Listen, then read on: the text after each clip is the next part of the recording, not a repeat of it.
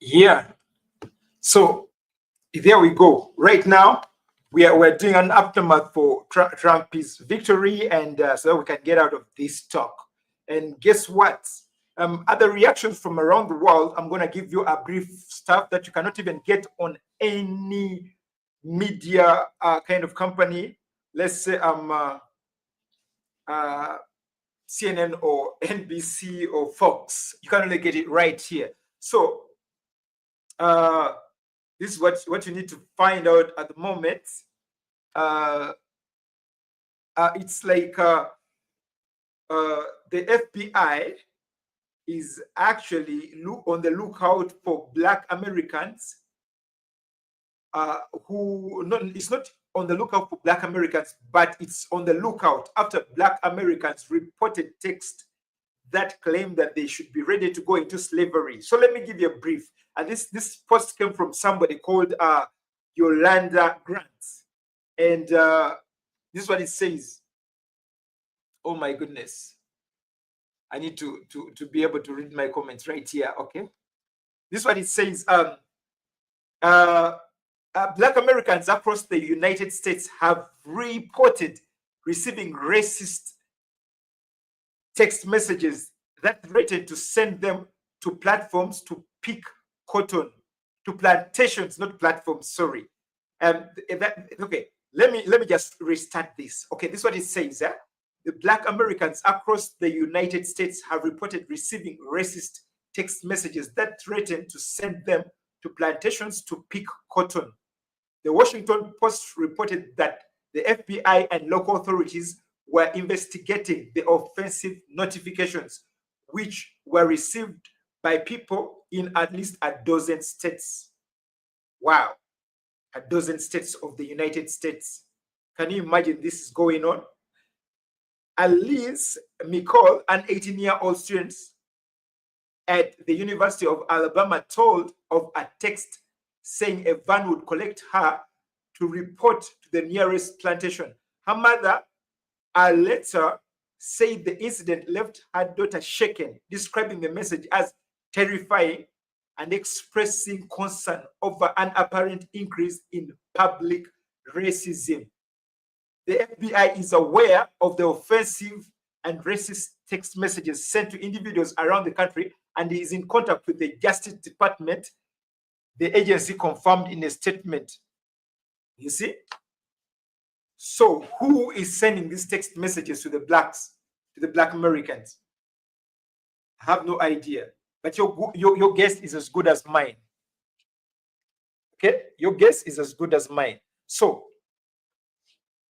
and then here we apart from that, then we have the people like from the Middle East.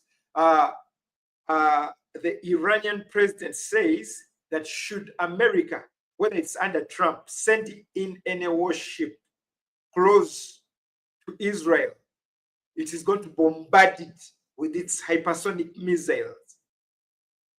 And that is like very, very clear and straightforward message from the Iranian president about that. And then meanwhile, the Hezbollah and the whatever, those other people and the Houthi rebels are basically pounding Israel with rockets. And Israel is like, I don't know what we're going to do right now, but we have to do something.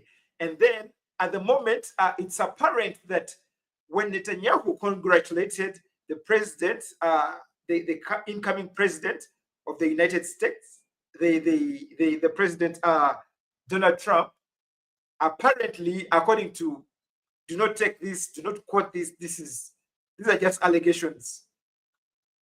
Apparently, Netanyahu was given up to the 19th of January to do all he has to do, because when Trump comes into Washington, into the presidential office, he doesn't want any more to hear about any wars anywhere. The same applies to Russia over Ukraine. However, people are thinking that Russia is going to take over Ukraine because they suspect that Russia collaborates with Donald Trump. And that is not definitely true. So you as a person, what do you think about this thing? Okay, I'm telling you things that are not reported by CNN or any other, or SNBC or NBC or whatever it is. I'm just telling you things straight from the vine.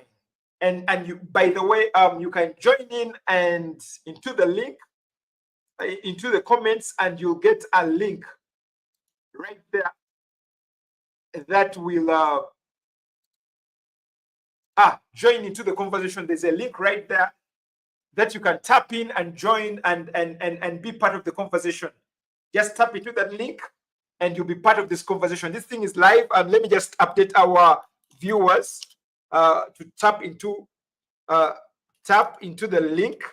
I'm trying to make things up to date and totally streaming, so you don't have to get late information. You can come in and tap in the link and basically join into the conversation. We hear your voice and don't just based on mine. This thing is about you. This stream is about you, not just me. So tap into that link and join the conversation. So let me just put it right there. Tap the link and join the conversation. If you don't mind about that is it. So meanwhile, my goodness. Yeah. So right now I need to ask you something. Thank you for coming on right here. This is it's about the US. The reaction of the rest of the world after the coming in of Donald Trump, what is going on around the world, and other things that are not reported by international news media.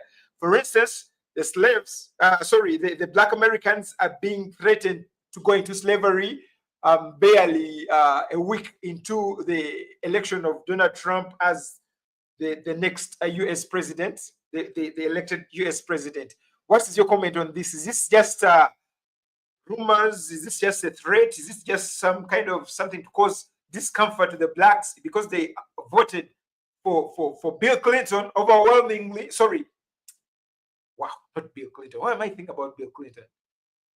Maybe he has a thing in this. Okay, because they voted for Donald Trump to come into president, the Hispanics, the Muslims, the Christians, the Black Americans, voted, and the ladies voted overwhelmingly for Trump to come in. But where are these messages that are coming into the phones of the Black Americans, threatening them with slavery? Where are they coming from? What do you think is going on behind the scenes there that the international media is not even covering at the moment? Well, how you guys doing? So those messages typically, because you guys might not see this over there, but ever since the first Trump administration, they removed all the protections from scam callers or scam texting or robot texting or robot calling. So that means anybody who has money to market can essentially target any Americans in mass as far as sending them messages or sending them calls that they don't want, you know? Yeah. So for the most part, the issue you have here is that can you just hold it just right there? Jack coming in from London, you can feel free to jump into the conversation. Someone from Massachusetts is kind of like facilitating a little bit. Feel free to join in. You're unmuted. Okay, yeah. Can you please go ahead? Yeah, so the main thing here, we've been receiving a lot of like robot calls and essentially like a lot of people just trolling, meaning that we get a lot of people from Asia, a lot of people from even some parts of Africa, from Far East Asia, from China, from Russia, who essentially just like send disinformation to American phones all day. So that whether it's through social media, where they create these fake profiles and essentially spew all this hate, or even if it's just through, actually buying ads or going through people's Facebooks, hacking them, and then having them communicate these messages. So the main thing you have over here is that, that the goal of these Russian or even Chinese troll farms is to essentially create discord in America. So you can imagine if you someone who just voted for Trump and now you're receiving these random texts or you don't even know who from, essentially telling you that they're gonna turn you into slaves. That whole thing is to essentially incite those African Americans or black folks to retaliate or to act on that information as if it's true information, which would essentially divide the country. So the whole point is to divide the country. Even Trump winning, to an extent, um, the amount of activity that we've been seeing here for the last year and a half has been basically to divide people. So the main thing we have right now is men against women. So all over you see men versus women in every form, whether it's even within the black community, you're seeing the men versus women, whether it's within just regular society, you're seeing men versus women. And this election kind of made it go further just because you have people on both sides exasperating that divide and essentially highlighting those things to each other. Okay. By the way, it's been reported that the, the this Trump campaign here has got a lot more women voting for him, and it was not about age; it was basically about the sex. The ladies just voted for the guy. The Hispanics voted for the guy overwhelmingly. And someone was telling me that these Hispanics are divided. There are those Hispanics from Europe, and there are those from Mexico or Mexico. And then also the blacks voted Trump overwhelmingly. And someone was claiming, yeah, blacks are always used to get things moving in the US, including like the civil rights kind of stuff that they had to use blacks. And the thing was not even about blacks, really. It was just someone pushing their own agenda. So a little bit of recap. What do you, days after these elections, what are the sentiments on the ground?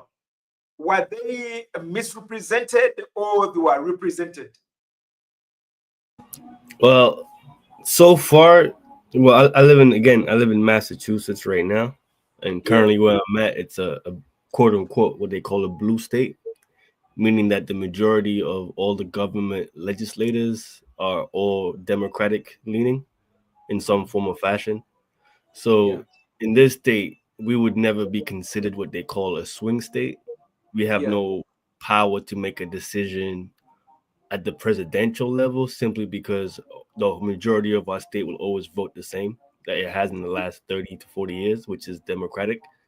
So yeah, anybody here who would be voting for Trump would essentially be voting in vain because the likeliness of Trump's or any Republican candidate for that matter to win in Massachusetts is very low. Now, it's not just for presidential. They could be Republican governors, for example. We have voted for those in the past. But as far as voting on the national stage for a presidential election, you won't find many uh, cycles or elections where you found Massachusetts was voting for a Republican. Now, that being said, the consensus here right now is kind of one of a little bit of doom and gloom, or even more so, I guess you could say, like of resistance. Whereas you have a lot of the people here who essentially are preparing to resist Trump's administration. So they're putting things in place to essentially ensure that their state laws and their state's civilians and citizens are protected from whatever Trump might do on the national level. As far as other places, I can't really speak for other places unless I can bring in some of my other friends who come from across the nation. But from what I've heard from them, it's mainly been those who supported for Trump are happy and they're vindicated. They feel justified in their decision. There is also a very big male female divide. So even though more women did vote for Trump this time around than they did last time, the actual divide between men and women completely favored Trump. And the way Trump was able to essentially peel off some of the non-white votes that he was able to receive and help him win is because hold on one sec. Oh, sorry. Meanwhile, can we just go into Jack coming in from London? Jack, how you doing, man? What do you think about this? What's the aftermath of the election like? How does it feel in London? Jake, for your introduction, Jake is a London-based economist and an expert in the affairs of the UK, the political affairs. He works, of course, closely with the government of UK and also with other people from the diaspora as well. And he's an informed gentleman in terms of economic and politics. So, Mr. Jack, coming in from London, you're welcome to join this live stream. What is it like in the streets of London? I think nothing's changed for us. We're not going to see much of a change until the president actually gets into office. I will say, from my point of view, it wasn't too much of a shock. Americans, for some reason, have the ability to elect the worst people ever whenever they want to. So from us, we're not taking it very well. But I think from our point of view, it's more to do around with trade and what type of trade agreements we're likely to get from Donald Trump. I don't envisage anything from him. It's probably going to be more of a tariff war with Europe, if anything. I think that's where we're going to be seeing things. I don't expect any closer relationship than we had with Joe Biden. Nothing really changes on the ground for us. We do have some social people who are like really happy. I think the unexpected thing is that we're trying to export some of the debates that people in America are having, especially around abortion, which isn't very helpful. So I think those are the main things that are going to happen, but I don't envisage any real change on this side of the pond. But we would like to say to our American brothers and sisters, what the hell were you doing? Yeah, so sorry. Can you just go on a little bit? Sorry. Yeah, what the hell are you doing? You've imposed another lunatic on the world. So there's a few things that are likely to happen. First of all, there's going to be an extension of the war in the Middle East. I think that's definitely going to happen. And then it's going to have a negative impact whereby immigration to Europe is going to increase. And I think that's where our right wing will probably get a bit more animated. Yeah. So, by the way, sorry, let me get you a little bit of this. How is Brexit right now going on in London so far? Can you just give at least a minute of that, and then we go back into the Donald Trump talk? I don't. It depends who you ask, to tell the truth. All the media people are going, it's the worst thing in the world. People on the ground don't really care. I think it's the elites in our country really care about being able to go on holiday without having to use their passport. But everyone else on the ground don't really care because historically we've only ever gone to Europe once a year on holiday. And not a lot of people actually used it for anything else. Companies, yes, they're struggling to export, but most of those gains from those exports weren't felt on the ground enough to justify some people's belief that we should stay in. So it's not really much of an impactful thing on our side. I think if you're affected by it, yes, that's the bad thing. But most people are not affected by it. Okay. So basically, there's no change in UK after the Brexit. Everything is as it was, apparently. Okay. Now, there is change to some people. Some people's livelihoods have changed, but that's expected. Anytime there's a policy change, a few people are going to be impacted. But to tell the honest truth is how many people are getting impacted. If it's only a small section of society, no one really cares. Okay, I'm just wondering. Now let's go back to Trump. Thanks a lot about for that information about the Brexit so far right now going on. So what are the sentiments coming across Europe? Because the UK kind of is able to tap the sentiments in Europe faster than the people in the US or the rest of the world.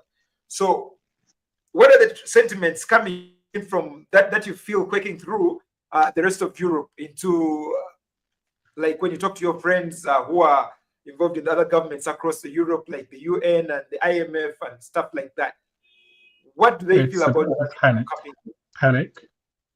panic because it's the Donald Trump's relationship with Russia complicates a lot of things. So you've got to work out that everyone during this war is just trying to buy time. So everyone's going, okay, let's buy some time, and we could probably win it.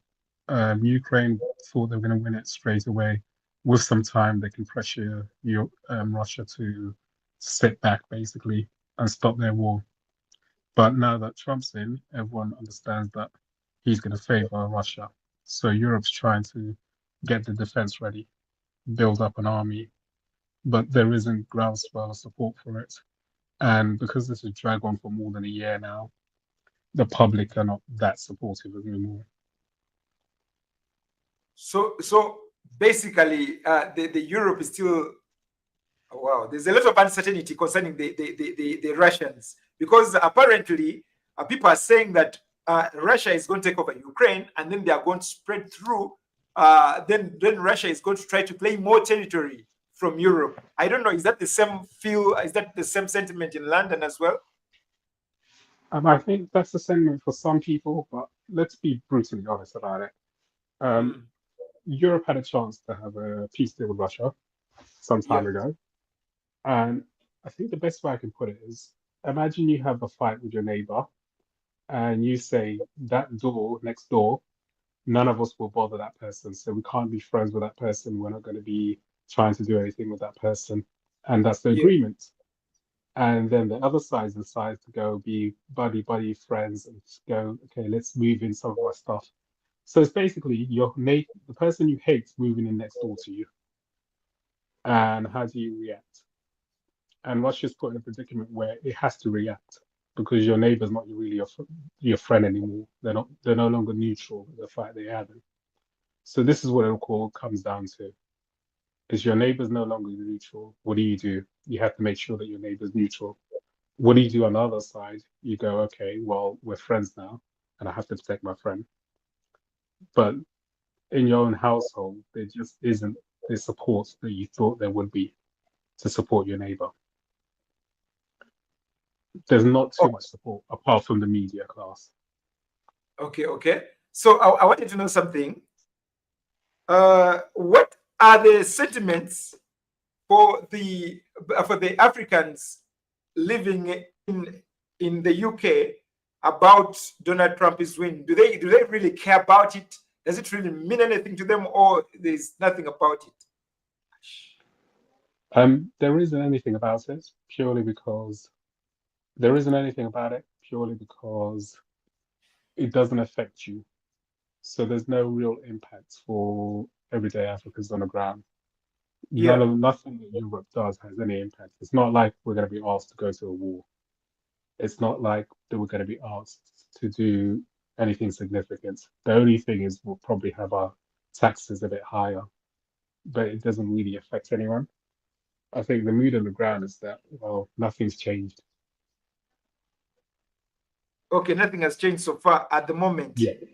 To do with okay. Yeah, so now guess what is happening? There are people who still claim that Donald Trump shouldn't be in office. And they look at him as a criminal, basically, who's pardoned because of his position that he stepped into. I don't know. Is there any sentiment of sorts that, hey, Americans being ruled by a criminal president, whatever it is? Is there anything like that? I think when you're dealing with other world leaders, it doesn't really matter if you're friends or foes. You still have to deal with it. There's a lot of people in the UK who think Israel, for instance, is a criminal country right now. We've had loads of protests about it with the war in Gaza. So there's a lot of things to do with that. But when it comes to Donald Trump, we realize that he's a buffoon with their nuclear weapons. Hopefully he won't turn it on us, but a buffoon who's not that rich and who could easily be bought. So I think the general feeling is that saner heads may prevail. Okay. And by the way, I'm reading a comment here from one of these people who is not naming themselves. They say that for years, maybe you could listen to it and help me or react to this. For years, we've seen Republicans struggle to capture the popular vote, and yet here Trump is. you know, by doing it with the voice of the people that are who are rejecting the woke ideology, people that are rejecting the lies that have been told to the US day after day. This is a statement from the Americans who have been hurt by inflation, who can barely make ends meet. That's the reason why they voted Trump into presidency. People who felt left out of a world that was becoming unrecognizable to them. And what's fascinating about this is that CNN also admits that about the political information complex. They are pointing out that night after night that Trump deserved to win the presidency. So this is what is happening here. There's a lot of information which I'm reading here, and so I'm just going to jump to the bottom and think about what Elon Musk just said of Joe Rogan recently. He said that this is the last election. If Trump doesn't win, then all they were planning to do was to go to hijack this country permanently. If the Dems were to win, they were planning to hijack the country permanently and do things that are not rightful for the Americans, that not represent the American democracy or virtues that the United States was built on. I don't know what is the differences between the virtues of the Americans and the UK, because the rest of the world, like the people in the rest of the countries outside the United States and the UK, think that the UK dances to the tunes of the Americans. So what is the reality? You being in the know of what exactly goes on in London and Downing Street, what is the reality concerning the American government doing something, and then the UK reacts or responds in line with whatever America decides? What has the UK ever done that the US has responded and generally agreed on? And is there likely to be a change that in case Trump does something different, that the UK will not overwhelmingly support it? I think it depends what you mean about support. Purely because you've got to realize, in every nation, nations are about power. No one likes to be bullied upon. So you're either with the bully or you're being the one being bullied. And what we have right now is that America has the biggest gun. Whether you like it or not, it has the biggest gun in the world stage. And you have a madman with access to the gun. Do you side with the other person who might get shot, or do you side with the man with the gun? And the UK has this very thing where we love Europe, but Europe is just a destination for a holiday and some trade. Culturally, there's nothing similar. We're not too similar. I mean, don't get me wrong, we have the similar economies, but that's purely built out of necessity. But we don't hold the same virtues in terms of the Anglosphere kind of outlook on things. So for us, for the person on the ground, basically, Europe is an abstract thing where we go to Ibiza, have sex, meet some girl from up north, and go back home once a year. We don't watch any TVs from there. We don't actually know what they do. We don't recognize any of their holidays. So we don't culturally know them. They're friends, but literally they're acquaintances. They're not really friends. They're acquaintances because we don't share any of the same outlook on things. Whilst the US, well, Britain being a smaller country, the US is kind of like the big brother in this equation at the moment. So you have to stick with your big brother. And if your big brother wants to go to war, which is seen year upon year, we go to war. So if there is a war somewhere that's going to happen, I fully expect the UK to be behind it because we literally don't have much of a choice. People forget that the US literally has control of our nuclear weapons. And we have to be careful about how much we upset the US.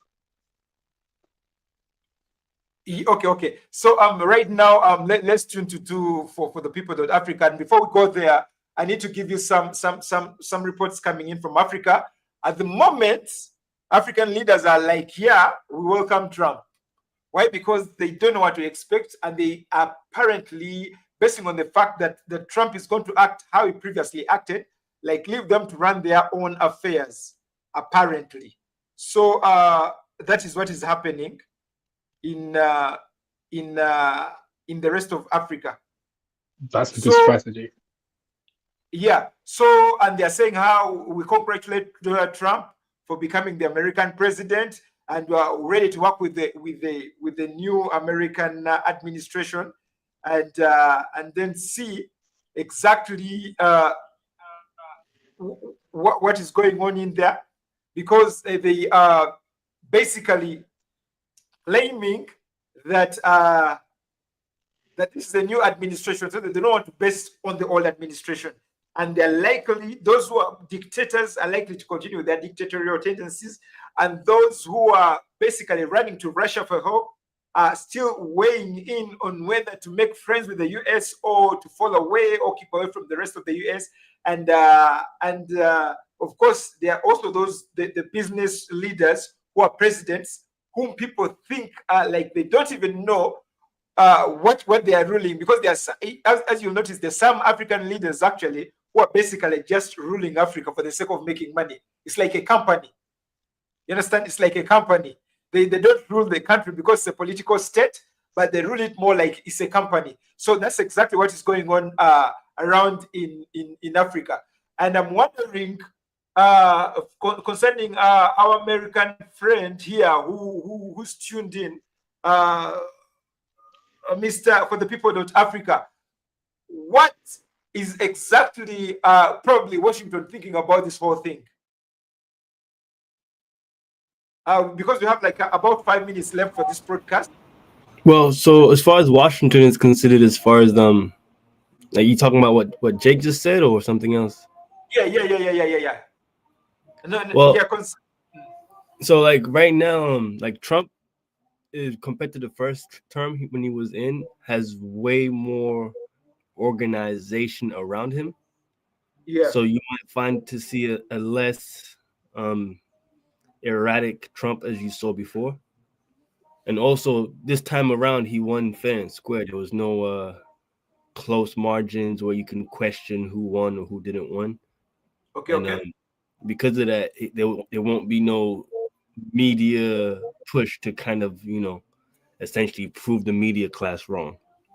Now, as far as the impact on Europe, you could essentially, America right now is going to become less and less connected to the world, as far as trying to focus more on itself domestically, bringing its troops back home, ensure businesses who have their chains, what you call it, supply chains all across the world, to bring those back home. So essentially, you might find the U.S. is reducing its footprint as far as logistics, supply chains, even military, because of Trump. It might put, like the EU in a situation of distress, just simply because right now, I think America's they're forking out more than half of the funding for Ukraine, and without US, I don't think the EU can replace it. So there's gonna be probably a lot of kind of like mechanizations going around to figure out how they're gonna essentially Trump-proof the Ukraine war between Russia and Ukraine, especially for the EU side, because they're more impacted, whereas they're right there as opposed to America, who's far away. Outside of that, the main things we're seeing here is pretty much just economic pushes. So we're going to be loosening up the business regulations. We're going to be incentivizing more and more people to make money in ways they can make money. So our economy might run harder than it's been. And you could anticipate seeing probably a stronger dollar as a result of it, unless they print more money, which will also create more inflation. So we're more or less in the same situation we were before. It's just that now it's Trump on the helm. He has more sophisticated people around him than he did before. So it's less about him and it's more about him giving them the spotlight. So that we've yet to see.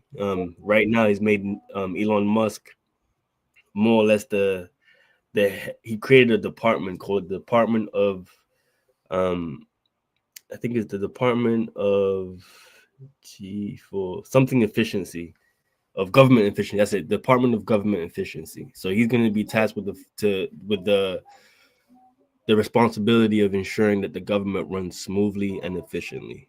That being said, uh, for us Americans over here, we kind of anticipate that he might essentially be giving the country over to the highest donor as he did before. And this time around, it might be Elon Musk. So, Yeah, by the way, talking about that kind of stuff, people are claiming that Bill Gates put in $50 million to the Harris Kamala Harris's campaign.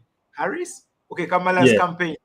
Yeah, Harris. $50 million. So basically, I don't know if that would have been the same thing if Bill Gates would have gone in, if Harris had gone, if Kamala Harris had passed through, or it wouldn't be the same. What's your take about that? Well, the difference is who it's coming from, right? So Bill Gates could probably give 100 million. It wouldn't have made a difference because of the way the Democrats spend that money. So typically, the Democrats are well funded because they have Wall Street, they have the media class, they have entertainment as well in there. So they have a bunch of different industries that lobby with them that essentially fund most of their agendas. The only difference between them and Trump is that for them, they have a whole like machine on how to go about lobbying them, which has been established for over like 50 years, to be honest. And with Trump, it's more on a personal note. So like Elon Musk has a relationship personally with Trump, hence he's able to give him money and ideas. But the way that those ideas and monies are coming through with Trump, Trump isn't necessarily using the Republican Party as its tool to collect all this money and utilize all the donor funding. Essentially, he's doing it directly to him. So it's direct to consumer. So the reason why it's more impactful is because Elon Musk wasn't just paying for his campaign, but was also paying for his legal fees. So you help a man get free before he's a president, he's gonna help you out when it comes to the repaying that favor, which is different for the Democratic side. The Democratic side, even if Bill Clinton would pay 50 million or 100 million, his companies and his funds naturally do the work of essentially dictating to the Democratic policies what they are without him even saying anything. Okay. And then here I'm checking out some comments that the Republicans, so the Democrats had 4 years to campaign and be able to probably control the center stage before these people voted for Donald Trump into presidency this second time. Much as the Democrats may try to brand him as a criminal and a thug, a clown, and that kind of stuff. So, and this commenter was saying that people chose the clown, chose the criminal to run the U.S. economy and the U.S. government, and in the both electoral and popular votes. So, and they were saying that people have spoken, and it makes it appear like the Democrats will not come up again in the long run until way after Trump. And they were like, there is something about Trump that people cannot find in any other person who was standing for presidency in the US. By the way, can you tell us about the other candidates who are standing for presidency in the US as we're winding up this show at the moment? And then after that, we go to Jake. I mean, there's more than just two parties in America. You guys might just see Republicans and Democrats because they're the two largest and the most established up until this point. But there's also the Green Party, there's the Independents, there's the Native Party. There's about like 8 to 6 different parties, pretty much, and each one of them had their own candidate for presidency that showed up this year. You may not have seen them because they won't highlight them in the mainstream media. But as far as Trump's election, I mean, he won fair and square. There's not much foul play you can look towards. Like the states that he won, he should have won before. Um, there's a great point to be said that the candidate he went against didn't help her case as far as no one really knew her, so it made it easier for him to run against her, especially the fact that she's a woman. And as much as we want to talk about how progressive we are in 2024, there's a lot of people who don't feel comfortable having a woman in that position of power, considering it's the highest position of power you can have in the planet at this point, especially with the American military and the American economy at the behest of that president, right? So, for the most part, even though he is a criminal, America has been known for its criminality over the many centuries. But as far as the American people are concerned, he's essentially one of the people now, because a lot of Americans have criminal, records. Not Can I just push majority, back on but something? Yeah, Jack is trying to say something from London. So this idea that people voted for a criminal, oh no, it's a really bad thing, forgets the other side of the equation, which is essentially how bad is the other person that you're willing to vote for a criminal? How much do you actually hate the other person that when you went into the box, you looked at it and you go, do you know what? I want to blow this thing up. So well, you kind of have to look, yeah, you kind of have to look at the other side and go, well, how bad were you that these people who voted for Obama in 2008 all of a sudden switched? They don't become hateful overnight. Well, you can say it took 8 years for them to show their hate. Nah, I think the other side didn't produce something that you liked. It's like being a salesman and trying to blame the person you're trying to sell something to. You just didn't sell anything they wanted. And I think yeah, that's what it comes down to. The other I, side just I didn't fully sell agree. anything. I Yeah, mean, They as a sold what they sold was nothing fundamentally changes. And the people turned around and said, well, screw you then. And that's yeah, what's happened. that's exactly what happened out here in the States. So the main, like Jake said, the main thing was the media class over here is predominantly funded by the left. So that's the Democratic Party that tends to have a grip on it. So whenever you see outrage in the media, it's typically coming from them, top down. So as Jake said, they tried to essentially shame the voters, which is the second time they've done that. So the first time it was Hillary Clinton talking about how the people who vote for Trump are despicable or like ingrates or whatever, something like that. This time around, it was Biden who said that the people who vote for Trump are garbage.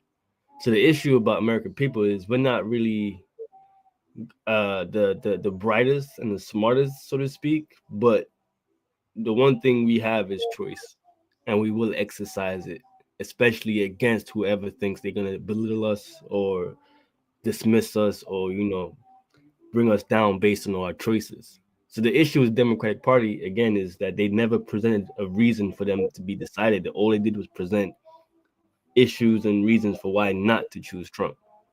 So when Trump was saying choose me because I will change things, the Democrats' comeback was, oh, don't choose him. He'll make the country go back again, or he'll bring the country backwards.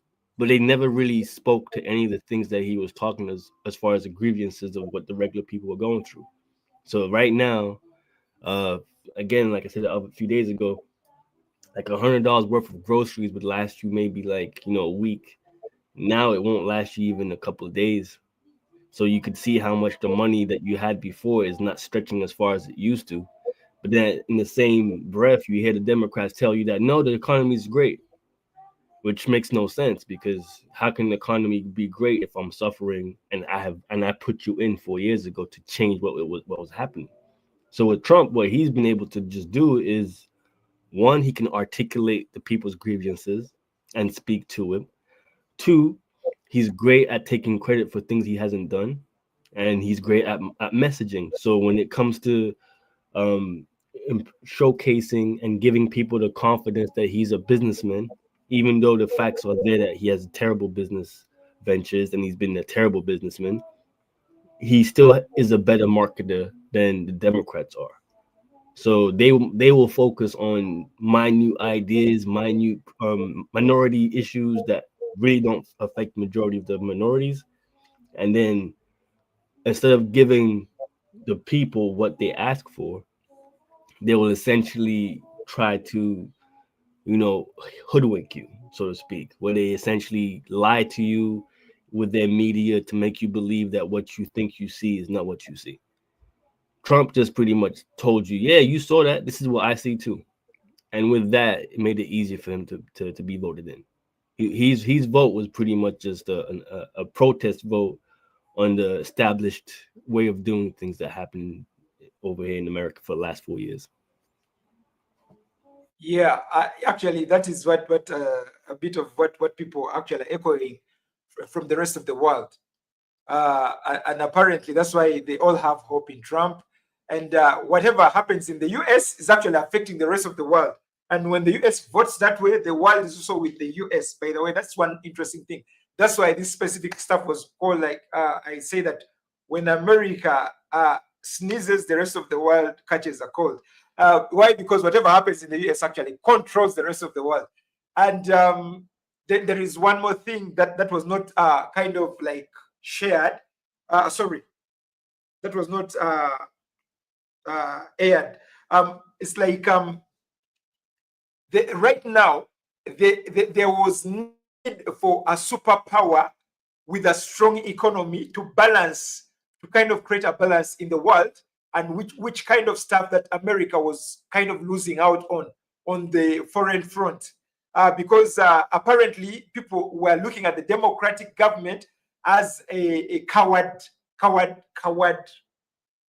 can I put, fearful kind of government, or a kind of cowardice kind of approach, because they wouldn't commit directly. They would do certain things in a certain way while fearing Putin, or fearing the Iranian president, or fearing whoever they had to fear, or not directly confronting. And they think that Donald Trump is able to put that whole kind of imbalance back on track, to kind of create a balance in the world affairs and make America great again. Because the other nations think that, I'm not quoting a lot because I'm winding up. The other nations think that if America becomes great, then there is a balance of power in the rest of the world.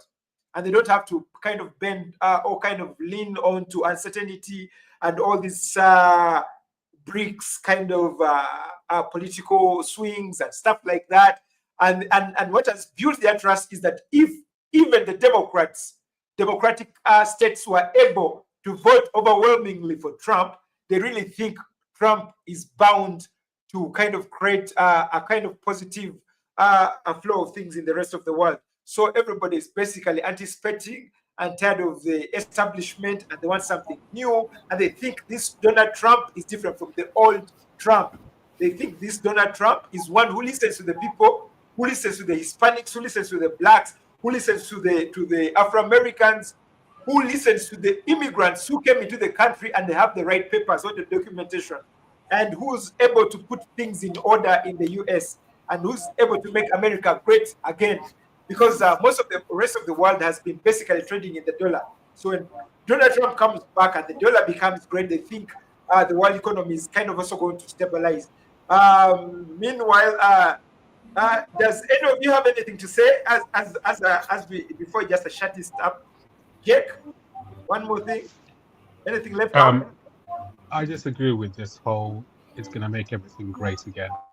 I think Yeah. we've gotten to the thing where in the world everyone has sides now. Sides Okay. where China, you can choose to be China's friend, you can choose to be US's friend, you can choose to be UK's friend. What's happened probably in Africa more than anything else is you've worked out that Europe is not really a friend. It comes Okay. in, lectures you, offers you a few Bibles, then goes away. China comes in, does other things, and gives you something tangible. So this is where I Yeah. think it's about resource management. If you're no longer getting resources from certain parts of the world, you can't really call them a friend. They're an acquaintance. And I think it's just what's happening in the world is a rebalance where people are going, well, you know what? The friends that we had before are no longer our friends. They don't have the same interests as us. They don't like to go play football together anymore. They don't like to come and chat. When they do, they just try to tell me how bad things are. I think this is just a realignment of friendships in the world. It's going to be Okay. bloody, but it's realignment of friendships. Okay. Yeah. So, Mr. For the people, that's your last take from Jake. What's yours too? I mean, like the whole thing about America being great again, that's all marketing. It's pretty much just marketing. But the main thing here is that the American people just did not want to deal with someone they didn't know. Like the as much as we can sit here and talk about how Trump is this, Trump is that. At the end of the day, we know who Trump is. So he's the devil that we know, in a position where we've been seeing everything he's done before. So even though he was in power last time, he could have done way worse than he did, but he didn't. I mean, granted, there was some things that he completely dropped the ball in, COVID being one of them. But outside of those extra, ordinary situations, he uh he didn't really do much. He just spent most of his time just tweeting and talking, more so than actually doing anything or implementing anything. So for us Americans, when we see that, we rather someone like that than someone who doesn't really say much but does a lot of stuff in between. So like since Biden came into power, they've been doing so much stuff that it's been impacting the country day in, day out. We feel it, we've seen it. There's nothing that you can say that he hasn't done that hasn't impacted the country. Even though it's some of the stuff has been for the better of the nation as far as future, it's also had its negative consequences as far as affecting the people at the bottom level. So the push for migrants, that was a backlash against Trump's initial administration when it came to them being against migrants. The Democratic Party having to fix that, and also reversing some of that stuff, went so far in doing so that they actually infringed on the lower ranks of Americans who don't really have the money. So that means their benefits were essentially impacted. The things that they would normally receive from the government were impacted, and instead of them receiving those things, it was the migrants who essentially were used to become the new class of voters by the Democratic Party. They thought they would be able to lean on helping these migrants to essentially push that agenda among their own um, constituents. But what it did is reverse a lot of the good faith that had built with them, because a lot of the constituents felt they were essentially being betrayed. We voted for you in with the reasons that you guys are in power, but now you're bypassing us and looking to another demographic that can't really help you. And you're essentially putting us to the side, which is something that's always happened in the past as far as the betrayal of the Democrats. The thing is with Trump, you can count on is that he will try to do what he says he's doing. And if you're in his ear, you have a better chance of getting the things you want. Like, case in point, a lot of black folks, African Americans, even Hispanic, were released the last time he left office. So he actually pardoned a lot of people that the Democratic Party would never touch. So essentially, by him doing that, he aligned, he made it, he gave those of us who are in the Democratic Party the ability to see the difference of how an ally actually treats you. Whereas with the Democratic Party, they'll give you excuses why they can't do things like that. Oh, we can't do that because it doesn't look good. It's more optical. The reasons they're doing stuff to help the communities for more optics as opposed to actually being to help the community. Trump, Yeah. he's the same way. Yeah. He at least will do some things that will be withdraw negotiations to make it happen. Like even that thing with Kanye West. Remember when Kanye West went in front of him saying he was Superman or something like that? So that was part of a deal where Kanye West was supposed to kiss the ring of Trump. In exchange, Trump will give his wife access to all the different cases to help bring people out of jail. So behind the scenes, Trump was essentially pardoning a lot of people who were not supposed to be locked up, and that paid off for him this time around because he was able to showcase it to the black community that, hey, look, the Democrats have been saying they're going to take your people out of jail who shouldn't be there in the first place. I'm actually doing it, and that was enough to sway the scales pretty much. Wow. Thank you so much. That's really great. And as I wrap it up, you guys, I would like Thank you, Jack from London, and Mr. for the people of Africa in Massachusetts. Thank you. That kind of wraps up this Trump election recap. And for your information, Trump is going to be sworn in into office on the 20th of January, 2025. So between now and then, whoever has to do anything, they have to do it now. If there are any immigrants who have to put their papers right, they have to do it right now. And basically, I need to also let you know that our next talk will be about things to do with why don't Africans in the diaspora like marrying fellow Africans. So in the diaspora, they prefer marrying Africans who are back in Africa. What causes this kind of shift in interest or shift in relationship or trust or family kind of? Is it genetic or something else? So we shall talk about that in our next podcast. Right now, lots of thanks for everybody who's been watching online and everybody who's been on the other platforms. And Mr. for the people of Africa and Jack from London. I'm signing out, your boy Edwin Shiloh, right here from the studios right now. I'll let you know on our next post.